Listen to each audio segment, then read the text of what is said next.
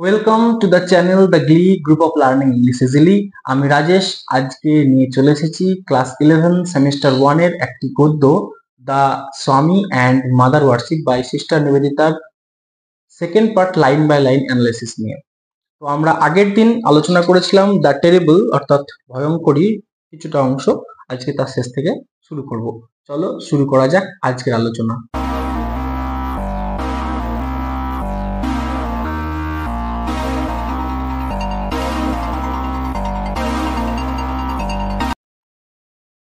He told me, however, that he had never tolerated the blood offering commonly made to the demons who attend on Kali.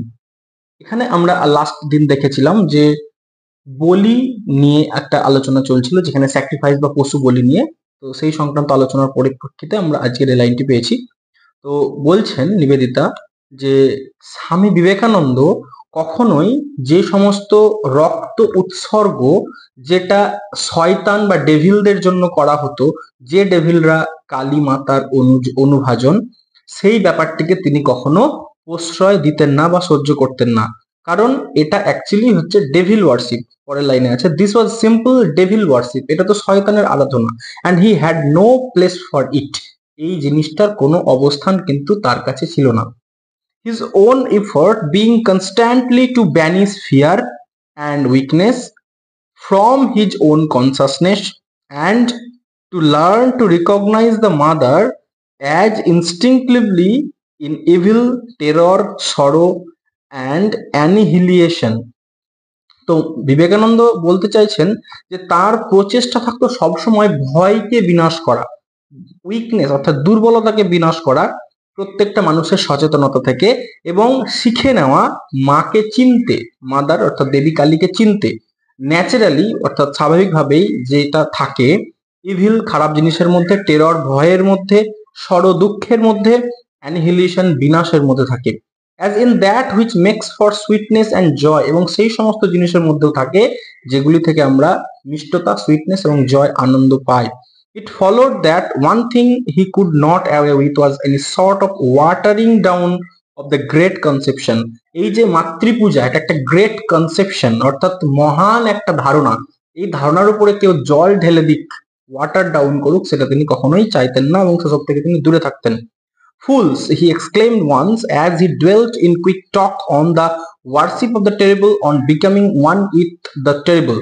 যখন তিনি ভয়ঙ্করীর সঙ্গে একাত্ম হওয়ার প্রসঙ্গে কথা বলতেন বা ভয়ঙ্করীর পূজা সম্পর্কে কথা বলতেন, তখন কথা বলতে বলতে তিনি বিস্ময় ভরে বলে উঠতেন, ফুলস, মূর্খ, ফুলস, তারা মূর্খ, they put a garland of skulls round thy neck, তারা তোমার গলায় খুলির মালা পরিয়ে দেয়, মরা মাথার মুন্ড মালা পরিয়ে দেয় তোমার গলায়, তোমার বলতে এখানে দেবী মায়ের কথা বলা হচ্ছে, and then start back in terror, তারপরে আবার তোমাকে ভয় পায়, and call thee the merciful, এবং তোমাকে আবার দয়াময়ী বলে। এই যে দায়ী শব্দটা, দি শব্দটা, এটা আমরা আগেও পেয়েছিলাম ওই ওয়ার্ডসওয়ার্থের কবিতাটাই।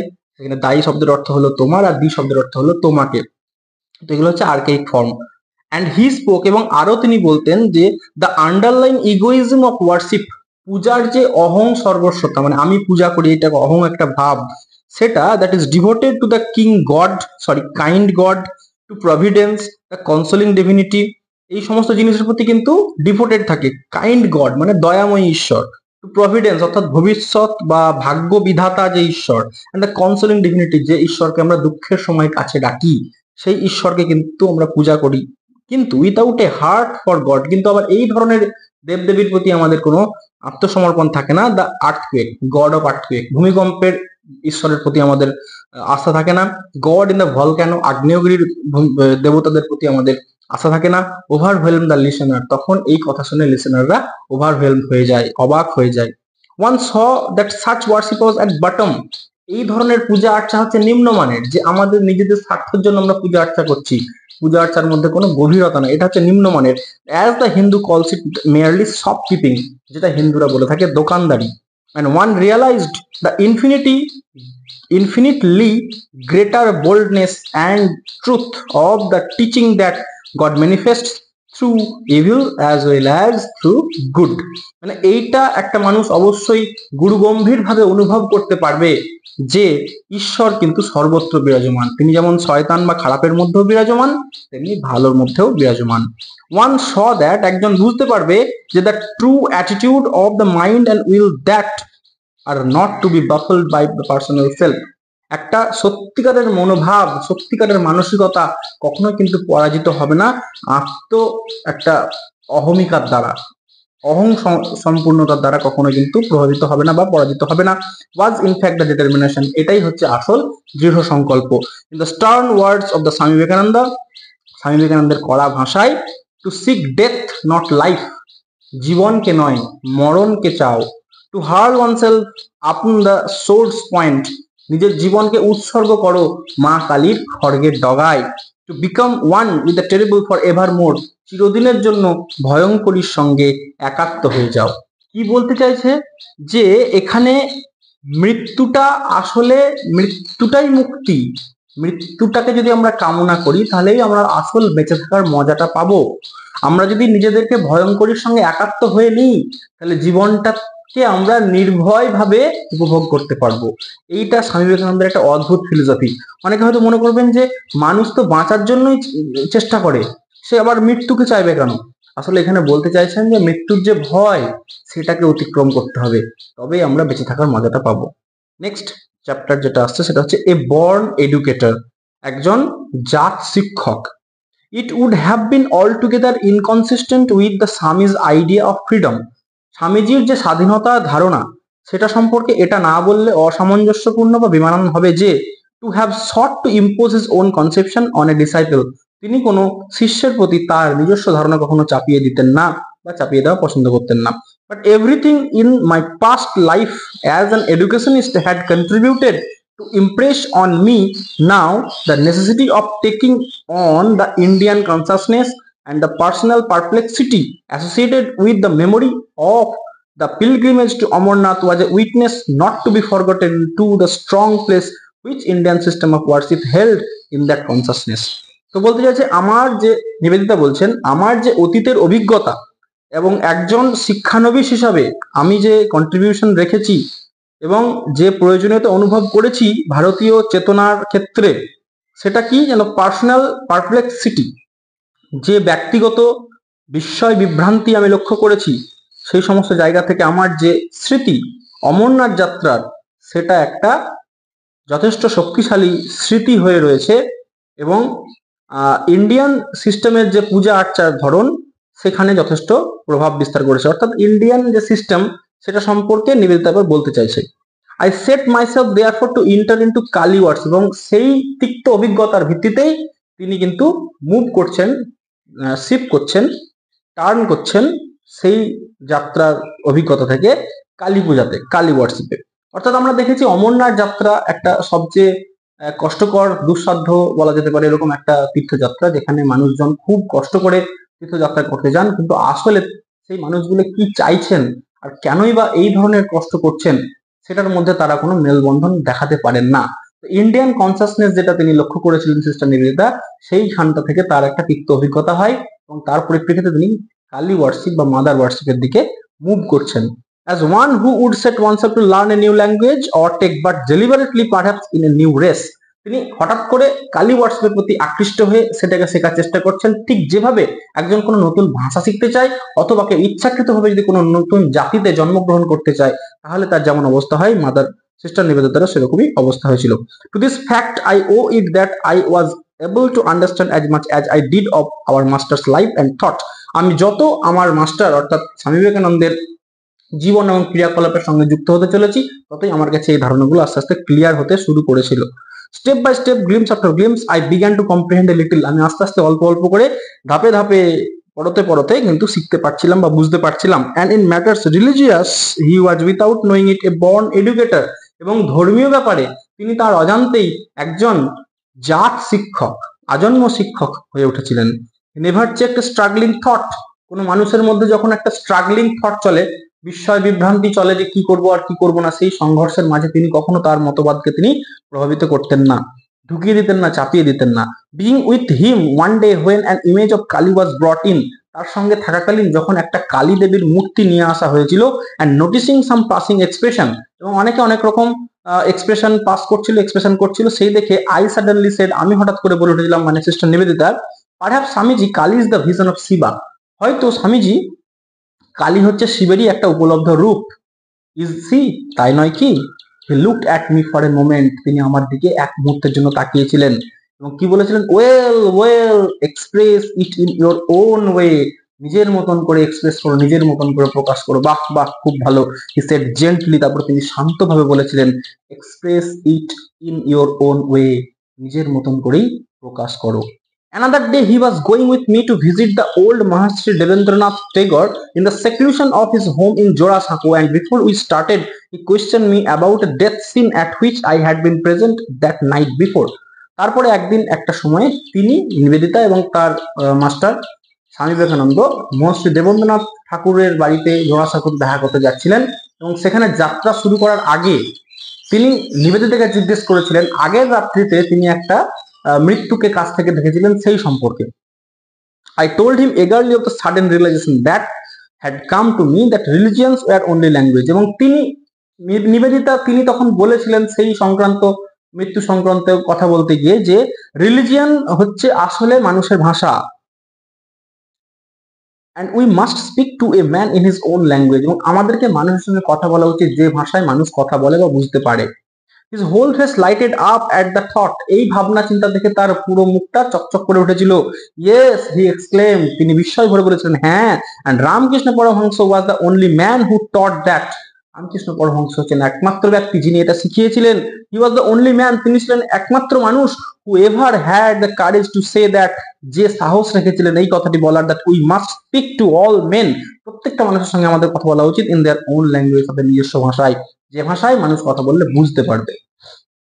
Yet there came a day when he found it necessary to lay down with unmistakable clearness or his own position in the matter of mother worship. এই কালী পূজা সম্পর্কে তার যে পজিশন, তার যে অবস্থান, সেটাকে পরিষ্কার করে দেওয়ার জন্য তিনি প্রয়োজন অনুভব করলেন একটা দিন সবাইকে ডেকে পরিষ্কার একটা বক্তব্য পেশ করার। I was about to lecture at the Kalighat, এবং কালীঘাটে যে সভাটা হয়েছিল সেই সভাতে একটা লেকচার দেওয়ার কথা ছিল নিবেদিতার। And he came to instruct me, তারপরে তিনি আমার কাছে এলেন অর্থাৎ বিবেকানন্দ, and if any foreign friends should wish to be present, আমার যদি কোনো বিদেশি বন্ধু এখানে উপস্থিত থাকতে চায়, they were to remove their shoes, তাদেরকে কিন্তু জুতো খুলে প্রবেশ করতে হবে। এখানে দেখো জুতো খুলে প্রবেশ করতে হওয়ার কথাটা কেন বললেন, আমরা সবাই জানি এই ধরনের ধর্মীয় সভাতে জুতো খুলে প্রবেশ করতে হয়, কিন্তু খ্রিস্টানরা জুতো পরেই কিন্তু চার্চে প্রবেশ করে। তাই তারা যদি সেই কালচারটাকে মানে সাস্টেন করে, ওটাকেই মেনে চলে, তাহলে কিন্তু এখানে হবে না। তিনি সেটার জন্য বলে দিলেন নিবেদিতাকে যে তারা যেন জুতো খুলে প্রবেশ করে and sit on the floor, এবং মেঝেই বসে। চার্চে কিন্তু চেয়ার টেবিল বা বেঞ্চ থাকে, এখানে কিন্তু মেঝেই বসতে হবে।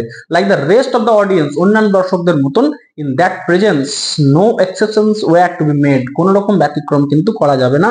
I was myself to be responsible for this, এবং সেজন্য আমি দায়ী থাকবো, অর্থাৎ নিবেদিতা দায়ী থাকবে।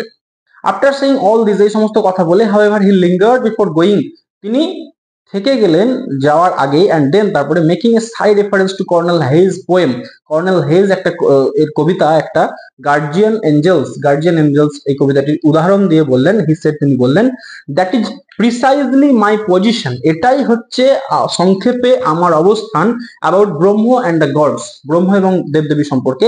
I believe in Brahma and the gods, আমি ব্রহ্মতে বিশ্বাস করি, দেবদেবীতে বিশ্বাস করি, and not in anything else, তাছাড়া আর কিছুতেই বিশ্বাস করি না। স্বামী বিবেকানন্দ কিন্তু সংক্ষেপে নিবেদিতাকে এই যে কথাটি তিনি বললেন তার অবস্থান সম্পর্কে, যে মাদার ওয়ার্শিপ এবং ব্রহ্ম সম্পর্কে তিনি কি ভাবেন সম্পর্কে তিনি বললেন, যে তিনি একাধারে ব্রহ্মতে বিশ্বাস করেন, দেবদেবীতে বিশ্বাস করেন, অর্থাৎ মা কালীকেও বিশ্বাস করেন, তিনি সেটা কিন্তু জানিয়ে দিলেন। নেক্সট চ্যাপ্টার দেখবো আমরা কালী অ্যান্ড বেদান্ত, অর্থাৎ আমরা যে ডুয়াল কনসাসনেসটা দেখেছিলাম বিবেকানন্দের, যে তিনি একাধারে বেদান্তের যে বেদের যে কথাবার্তা সেগুলোকেও মেনে চলেন, আবার কালী পূজাতেও ভক্তি করেন। তো এখানে কিভাবে রিকনসিলিয়েশনটা হচ্ছে আমরা দেখবো। He was evidently afraid that my intellectual difficulty would lie where his own must have done, in the incompatibility of the exaltation of one definite scheme of worship with the highest Vedantic theory of Brahma. বলছে তিনি অর্থাৎ বিবেকানন্দ নিশ্চিতভাবে ভীত ছিলেন যে আমার বুদ্ধির যে অসুবিধা, ইন্টেলেকচুয়াল ডিফিকাল্টি, সেটা অবশ্যই হবে, যেটা তারও হয়েছিল এক সময়। ইন দ্য কম্প্যাটিবিলিটি অর্থাৎ অসঙ্গতি নিয়ে, কিসের অসঙ্গতি না, তো exaltation of one definite scheme of worship, মানে এক ধরনের পূজা আর্চার মহিমান্বয়ন বা শ্রেষ্ঠত্ব, এবং হাইয়েস্ট বেদান্তিক থিওরি ব্রহ্ম, মানে সবচেয়ে বড় সবচেয়ে উচ্চ বেদান্তিক থিওরি যেটা যেটা হচ্ছে ব্রহ্ম সংক্রান্ত, এই দুটো জিনিসের যে সমন্বয় সাধন বা অসঙ্গতি, এটা নিয়ে কিন্তু আমার মনের মধ্যে, নিবেদিতার মনের মধ্যে যে একটা বুদ্ধি সংক্রান্ত সমস্যা বা বোধের সমস্যা তৈরি হবে, সেটা তিনি ভয় পেয়েছিলেন। He did not understand that to us who stood about him, he was himself the reconciliation of these opposites. তিনি এটা কিন্তু বুঝতে পারেননি যে তিনি হচ্ছেন প্রকৃষ্ট উদাহরণ, সর্বোচ্চ সর্বশ্রেষ্ঠ উদাহরণ, যে এই দুটো রিকনসিলিয়েশন সম্ভব। কেন স্বামী বিবেকানন্দ নিজে ব্রহ্মতে বিশ্বাস করেন, আবার কালীতেও বিশ্বাস করেন, মা কালীকেও বিশ্বাস করেন। দুটো যে বৈপরীত্য, টু অপোজিটস, এটার রিকনসিলিয়েশন হচ্ছে তিনি নিজেই, he himself, and the witness to the truth of each, এবং দুটোর আলাদা আলাদা যে সত্য, সেই সত্যের সাক্ষীও হচ্ছে তিনি, Vivekananda. Following of this train of thought, এই ভাবনা চিন্তার সারি বা ধারাকে ফলো করে, অনুসরণ করে, দেওয়ার পর he dropped into a mood of half soliloquy, তিনি একটা নিজের মনে মনে কথা বলতে শুরু করেন, half soliloquy. and sat for a while taking disjointedly, এবং অসংলগ্ন কথা বলতে বলতে বসে পড়েন, answering questions, যেন তিনি কারোর প্রশ্নের উত্তর দিচ্ছেন, trying to make himself clear, নিজের ভাবনাকে পরিষ্কার করার চেষ্টা করছেন, yet যদিও always half absorbed in something within, কোনো একটা কিছুর মধ্যে যেন তিনি ঘোরের মধ্যে আছেন, ডুবে আছেন, as if held by some spell he could not break, কোনো একটা মন্ত্রের মধ্যে আচ্ছন্ন হয়ে আছেন, বশীভূত হয়ে আছেন, যে বসটাকে তিনি ব্রেক করতে পারছেন না, ভাঙতে পারছেন না। অর্থাৎ এখানে স্বামী বিবেকানন্দের মধ্যে যেন মা কালী একটা ইম্পোজড অবস্থায় আছে, তার শক্তি যেন বিবেকানন্দের দেহের উপরে ভর করে আছে, এবং তিনি সেই শক্তির হয়েই কথা বলছেন, এরকমটা মাঝে মাঝে বিবেকানন্দ করতেন।